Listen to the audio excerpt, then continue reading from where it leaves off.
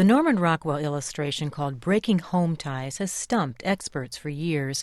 It depicts a working-class father and his teenage son. The boy is headed to college, and he's a portrait of anticipation, wearing a wide-eyed expression and his Sunday best suit. But at recent exhibitions, something about that picture was not quite right. The colors looked dull, and those eyes lacked emotion.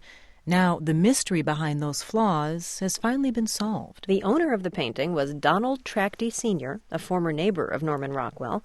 Tracty loved the painting and was able to keep it when he and his wife divorced.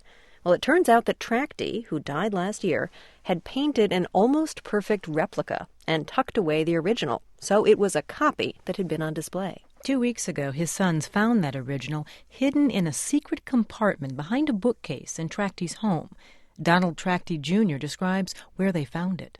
You could disassemble parts of the bookcase and then slide a false wall in front of that case and expose a second wall behind it.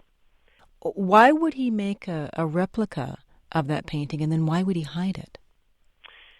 I think that he did it really to preserve for his children.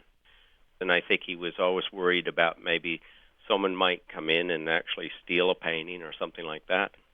When do you suppose your father made that copy? Do you think the painting that you looked at in the living room of your home was the real painting, or was that replica? No, the painting in our living room was the real painting, and that really helped us solve the mystery, because when we were children and growing up, we remembered looking at the painting and looking at the boy's eyes. And that was really what drove us to the point that we said something is wrong with the details in the replica. What did you see in that boy's eyes that you didn't see in the replica? The boy's eyes in the replica weren't as focused, and they didn't have that positive look. There is so much in that boy's expression, almost like he's looking down the road, waiting for the bus to come down the road. Well, there really is, and in fact, I think that's the whole part of this painting, is that you can see the old man who's, in a sense, losing his son and remembering perhaps what life was like for himself and what the future will hold. The young boy is looking down the tracks, and I think the young boy is optimistic.